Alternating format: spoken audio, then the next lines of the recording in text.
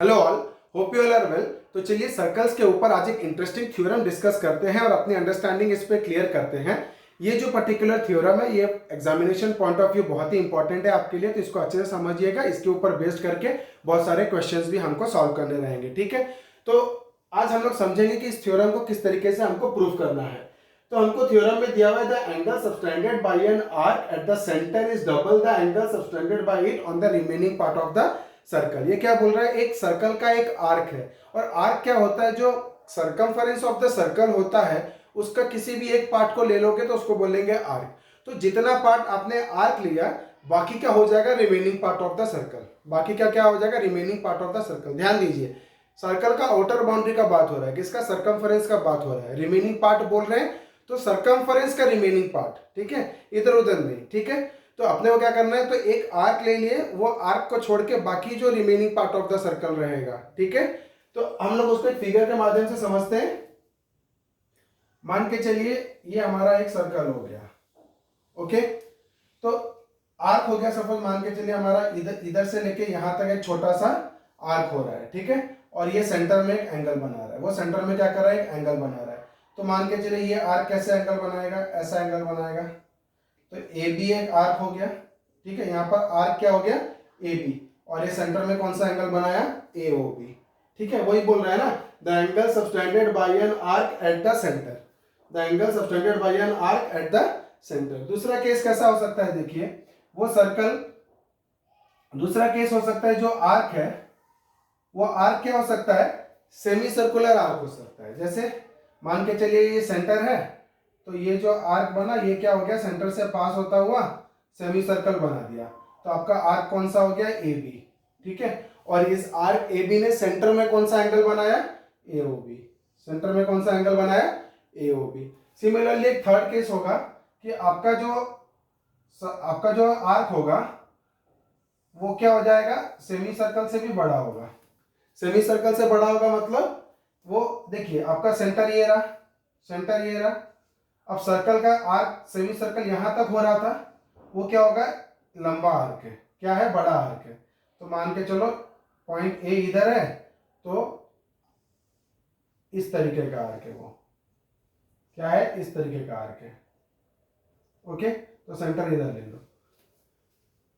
तो तीनों फिगर में डिफरेंस क्या है, देखिए ये थ्योरम आपको प्रूव करना है तो आपको ये तीन फिगर बनाने पड़ेंगे, क्योंकि क्या है, इधर आर्क ए बी क्या है, माइनर आर्क है। इधर आर्क ए बी क्या है, माइनर आर्क ए बी, क्या है, माइनर आर्क ए बी। यहां पे क्या है, ए बी क्या है, सेमी सर्कुलर है, क्या है, semi circular arc, semi circular arc A B, okay. और यहां पर क्या है, मेजर आर्क है, यहां पर क्या बन रहा है, मेजर आर्क ए बी। मतलब क्या हो गया, यहां पर ये यहां से लेके यहां तक ये हो गया हमारा आर्क ए बी, और यहां ये वाला हो गया हमारा remaining part of the circle. ये हो गया इधर हमारा आर्क ए बी, तो ये हो गया हमारा remaining part of the circle. इधर क्या हो गया, ये हो गया हमारा आर्क ए बी, तो ये हो गया इतना सा portion remaining part of the circle, okay. अभी हम लोग क्वेश्चन में वापस से चलते हैं। तो हमने क्या देखा था, angle subtended by an arc at the centre. ये आर्क ने सेंटर में ये एंगल बनाया, ये आर्क ने सेंटर में ये एंगल बनाया, और ये वाले आर्क ने सेंटर में ये वाला एंगल बनाया, रिफ्लेक्स एंगल, ये वाला एंगल बना दिया सेंटर में, ओके। अब हम समझेंगे कि the angle subtended by an arc at the centre is double the angle subtended by it on the remaining part of the circle, है ना। अगर यही arc remaining part of the circle में कहीं भी एक एंगल बनाता है तो सेंट्रल एंगल उस एंगल का डबल होगा। तो मैं मान के चलता हूं कि ये पॉइंट है सी, जहां पे ये पॉइंट है सी, जहां पे ये वाला आर्क और एक एंगल बना रहा है। तो ये एंगल कैसा बनेगा, ए के साथ ज्वाइन करेंगे इसको, इधर ये ज्वाइन हो जाएगा बी के साथ, तो ये हो गया हमारा, इसने ये एंगल बनाया, ओके। सिमिलरली यहां पर अगर सी पॉइंट लेंगे तो ये हो गया हमारा सेंट्रल एंगल, और ये क्या हो जाएगा, the angle subtended by it at any point of the circle. तो ये एंगल बनाया इस आर्क में, remaining part of the circle में ये एंगल बनाया, ओके। वैसे इधर क्या हो जाएगा, ये तो है हमारा आर्क, तो remaining part of the circle में मान के चलिए सी, में इसने ये एंगल बनाया, इसने ये एंगल बनाया। ओके, अब हम समझेंगे कि क्वेश्चन क्या दे रहा है। तो हमको प्रूफ क्या करना है, देखिए we have to prove that the angle subtended by an arc at the centre. तो angle subtended by an arc at the centre, तीनों केसेस में क्या हो रहे हैं, AOB. Angle subtended by the arc at the centre क्या हो रहा है, एओबी। तो angle subtended by an arc at the centre is double the angle subtended by it on the remaining part of the circle. तो angle subtended by it on the remaining part of the circle क्या हो रहा है, ACB. क्या हो रहा है, ACB.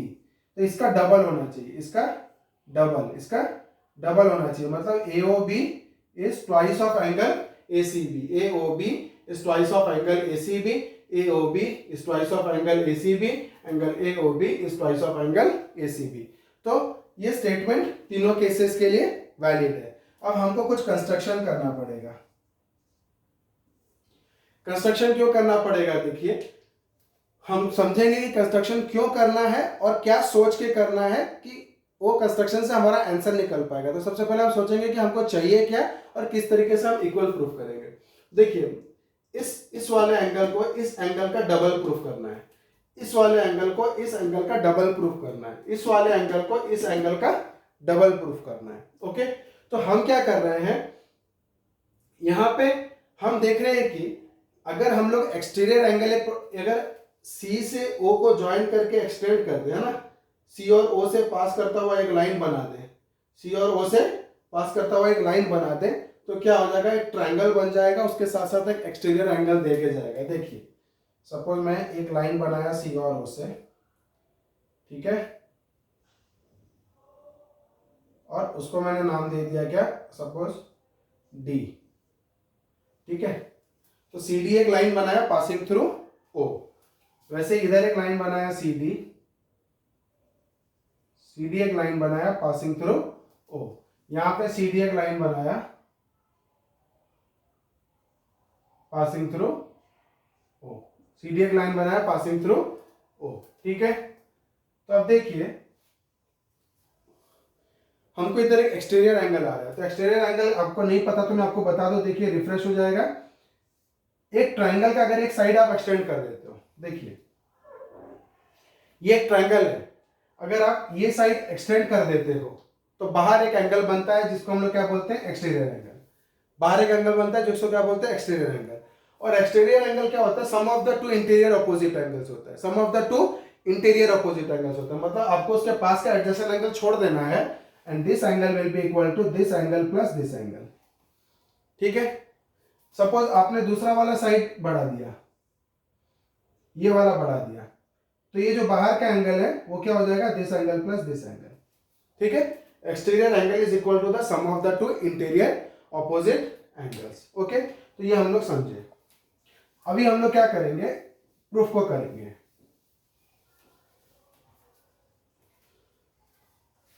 तो कंस्ट्रक्शन में हम क्या कर रहे हैं, draw a line C D, draw C D passing through O, draw C D passing through O. C D एक बनाएंगे जो कि क्या हो रहा है, ओ से पास होता हुआ जा रहा है। तो ये कंस्ट्रक्शन तीनों केसेस के लिए वैलिड हो गया। ठीक है, अभी हम लोग चलते हैं प्रूफ में। किसमें चलेंगे, प्रूफ में। अब प्रूफ में कैसे करना है, देखिए आपको दिया हुआ सर्कल, तो सर्कल अपने साथ क्या लेके आता है, radius is equal, the radius of a circle are equal. ठीक है, तो अब हमको यहाँ पे एंगल्स का बात कर रहे हैं, तो हम रेडियस को ढूंढेंगे। एक ट्रायंगल में अगर दो रेडियस आ गया तो उसके एंगल्स भी क्या हो जाएंगे, इक्वल हो जाएंगे, बिकॉज हमको पता है angles opposite to equal sides are equal, angles opposite to equal sides are equal. तो देखिए मेरा जो ए ओ बी है वो दो एंगल में डिवाइड हो गया है, कौन सा, ए ओ डी में और डी ओ बी में, इस एंगल में और इस एंगल में डिवाइड हो गया है। सिमिलरली जो मेरे को ए सी बी चाहिए था, ए सी बी, वो भी दो एंगल में डिवाइड हो गया है, दो एंगल में डिवाइड हो गया। तो हम ये एंगल निकालेंगे, ये एंगल निकालेंगे, ऐड कर देंगे तो पूरा AOB आ जाएगा। ठीक है, हम टारगेट ये ले रहे हैं, तो हमको निकालना है AOD। क्या निकालना है हमको, AOD एंगल निकालना है। ओके, AOD एंगल निकालना है। फिर हम निकालेंगे BOD एंगल। तो देखिए ये सेंटर है और OC क्या है, रेडियस है, और OA क्या है, रेडियस है, ठीक है। और अगर हम लोग ट्राइंगल AOC लेंगे तो OC वाला साइड को एक्सटेंड कर दिया, मैं जो बोला था, ट्राइंगल का अगर एक साइड एक्सटेंड कर देंगे तो एक्सटीरियर एंगल बनाएगा, तो sum of the two interior opposite angles होगा। तो ये वाला जो एंगल है AOD वो क्या हो जाएगा, this angle plus this angle, कौन सा, दिस एंड दिस, ठीक है। उसमें फिर हमको क्या पता चल रहा है, OC और OA क्या है, सेम है, because they are the radius of the circle. तो मान के चलिए ये अगर x होगा तो ये भी क्या हो जाएगा, x, ठीक है। सिमिलरली ट्राइंगल BOC का एक साइड OC एक्सटेंड हो गया है, तो BOD क्या बन गया, एक्सटीरियर एंगल बन गया। क्या बन गया वो, BOD क्या बन गया, एक्सटीरियर एंगल बन गया। तो एक्सटीरियर एंगल क्या होता है, sum of the two interior opposite angles. तो ये क्या हो जाएगा, दिस प्लस दिस। तो ये एंगल कितना हो जाएगा अपना, मैं यहाँ पर ब्रेक कर देता हूँ, तो ये कितना हो जाएगा, ये y हो जाएगा। तो ये एंगल भी कितना हो जाएगा, y, because OC is equal to OB, OC is equal to OB। Similarly इधर ऐसे ही होगा, ये हो गया एक्सटीरियर एंगल, तो ये अगर हम लोग ये वाला x लेते हैं तो ये भी कितना हो जाएगा, x। तो ये एक्सटीरियर एंगल कितना हो जाएगा, इन दोनों का सम, तो ये कितना हो जाएगा 2x, ये कितना हो जाएगा 2y।